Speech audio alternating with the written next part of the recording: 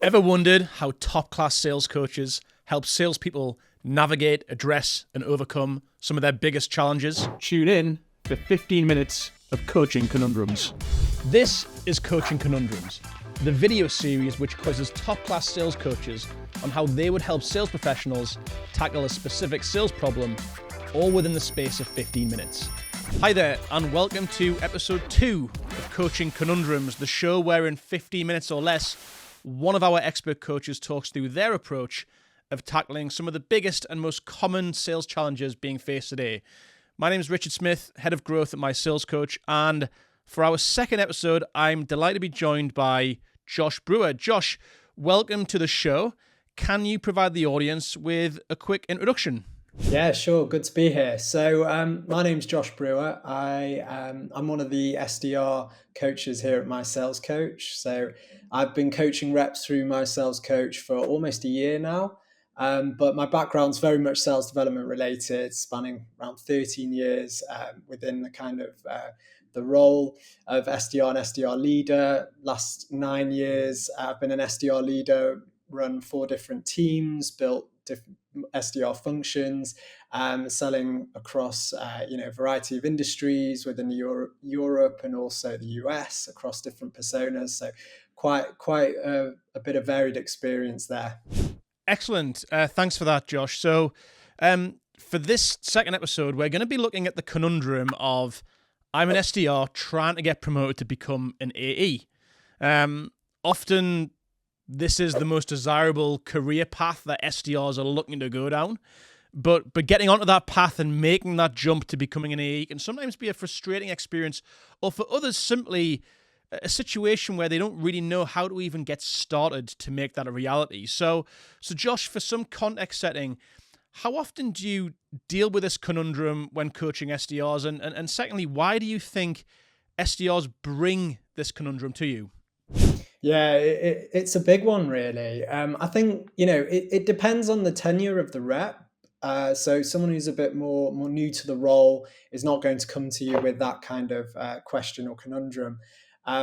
Reps who've typically been in the role for a longer period of time, they start to think about, well, what's next? Where's my progression path? And so therefore, they come to the session, and I would say, 1 in 4 reps usually does ask me the question, and we run a session around it. It is a key one. I think it's just a very, it's a natural progression in the role.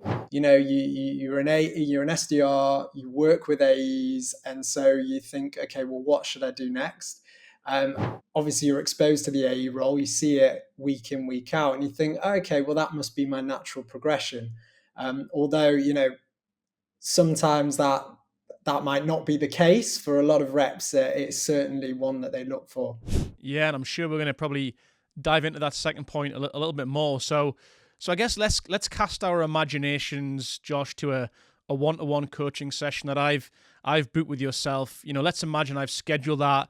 I'm an SDR, and I come to the conversation and I say, hey, Josh, I'm thinking in my head that I really want to make this move to becoming an AE. I've done this role for, a good few months now, and but I don't really know the best way of making it happen. So firstly, what questions, Josh, as my coach, will you ask me to get me to explain my view of this conundrum, and why specifically do you ask me those questions?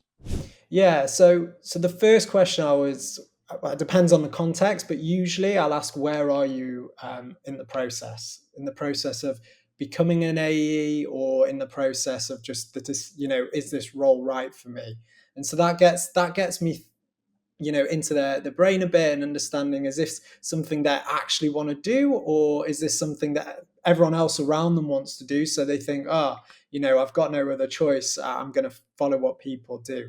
So that's kind of the first question I ask. What's driving you to want to become an AE? How have you arrived at this decision?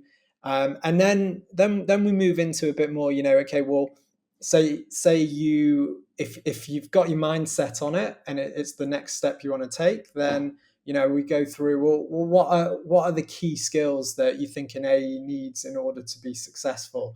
And kind of we go through that process for a bit, and I get them thinking about, you know, what they think is important, and then we go, well, you know, why do you think you would be a good fit? And so then they, you know, I can usually hear them either talk passionately or maybe have some doubts, and we kind of explore those themes a bit further. And, you know, if it turns out that actually it's not something they really want to pursue, then we start talking about maybe other avenues within the business that they might want to look at. But if it is something they want to pursue, then we keep going through that kind of journey of, all right, well, how can we get you there? Got it. So let's imagine then, you know, we've gone through that line of questioning, and I kind of say, yeah, Josh, I feel like this is the right move for me. But one of the challenges I've got is there's a lot of competition for people in my team who are also looking to become an AE.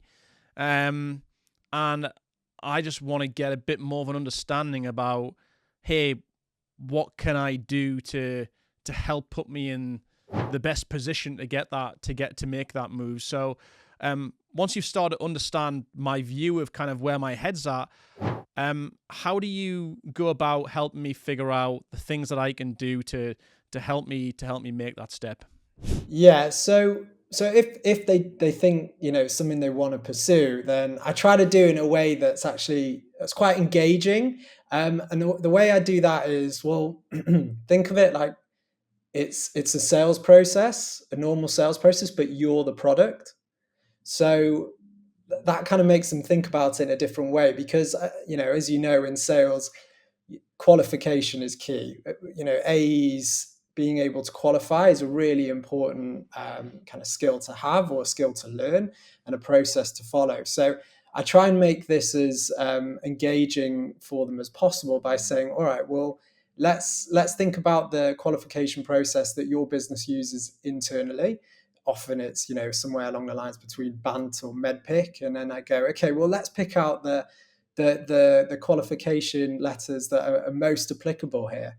And so a lot of those seem to be, you know, authority, economic buyer, decision criteria. And we kind of run through those, and they're quite important for, you know, for authority, for example, it's an important one. So I asked them, so who's making the decision on this particular, you know, on the call for you to become an AE? Decision criteria. So, you know, what's the criteria for you to be eligible? What's the criteria for you to become that AE? What are they looking for? What's the decision process? You know, champion. Do you have a champion within the business that you maybe your AE, but someone who's kind of rooting for you, who's willing to sit down with you and help you work in different areas? Competitor as well. You mentioned it earlier, but who are you up against? You know, obviously they're your colleagues. So, you know, everyone approaches it in a certain way that you want to help your colleagues be successful. But it's a good exercise to say, all right, well, where do you think your colleagues are stronger and where you're weaker? And then finally, timing. Yeah, has a role already been approved, or is this something that they're going to open for you? And kind of when we go through all of those pieces, then it's about kind of sitting down together and them scoring themselves against each one and seeing where they're weakest. I'll add one other thing which is really important in this process is kind of, well, you know, what are the key skills of an AE? And the way to get them thinking about that is to name the whole sales process and what activities do you have to follow throughout, and then breaking those activities down into actual skills that they can then isolate and kind of practice. So that's kind of the method I love that sort of through. Flipping the sales process that they have internally into, well, this is now your sales process for achieving what you want to achieve. So, you know, we all know that coaching is ultimately a waste of time if, you know, the person that you're coaching is uncoachable. In other words, they're resistant to change and for trying to implement some of the things that they're working on with you. Or secondly, they have a desire to change, but ultimately they really struggle to commit to making that change. So let's imagine this scenario then, Josh. We've gone through that exercise. We've established, I guess, a plan for, hey, I'm an SDR and I know what I need to do to become an AE. So what's your approach for getting me to commit to making that change, to doing the things that you've coached me on, whether it's skills development or learning or figuring stuff out internally? What's your approach for getting me to commit to actually doing those things as far as this conundrum is concerned? Yeah, I mean, in order to motivate people to do anything, you need to understand, I think, the why behind it, and that's why we don't just jump straight in and give them here's what you need to do, here's the steps you need to follow. It's about understanding where they are in their process, so I can identify, for example, any red flags that may suggest to me and to them that their heart's not really in it. So having done that, that piece of discovery almost at the start with the coach, I can really identify if there are any obstacles. But let's say that they look really committed, then after that, that's why it's great about the scorecard, because that's a piece of homework, a bit of exercise that they can go away and they can fill out themselves. So I kind of put down next steps, get their agreement, and try and even get them to build those next steps so they really take the ownership, because ownership and commitment are key to making this work. So getting them to own it and commit to it and then have action steps is what I find is really effective, so that when we show up on the next session and we keep it going, they've got something to present back to me, and help them to help themselves. And I just have to ask, you mentioned red flags there, about red flags that someone isn't truly committed to this. What would be one of those red flags in this type of scenario that would trigger in your head? Yeah, I mean, a red flag would be, well, obviously if they don't seem that engaged in the conversation, but typically if they tell me answers such as, well, I'm doing it because everyone around me is trying to become an AE, so that's why I'm doing it. Or, not really showing the desire or the will, then that's something that says to me that's a red flag. And maybe they don't even know it yet, but I try and surface those things early on, in order for us to not get to a point where we put next steps in where I know they're not going to complete them, or they know that they're not going to. But at the end of it, I do ask the question, is there any reason why you feel that that this approach isn't right, or you wouldn't want to pursue? So I try and put that ball in their court as well. Love it. Thank you. Thanks, Josh. Some great insights there and how you approach that conversation. I'm gonna wrap up with my biggest takeaways from this session. Number one, if you want to become an AE, if you're an SDR, want to become an AE, then the best thing for you to do is to look at your internal sales process that your AEs follow today, or your sales team follow, and flip that into making that your process for figuring out how to close the deal, if you like, as an SDR. Create that scorecard against the sales, maybe the qualification method that you guys are using internally, for example, MedPick, and get answers for each one. And love this concept as well of this scorecard.